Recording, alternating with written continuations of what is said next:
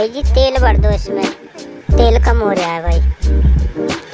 और भाई टंकी फुल कर देना जिससे दिक्कत ना हो आगे चल के, ठीक है। ओके भाई, टंकी फुल हो गई है, चलो भाई।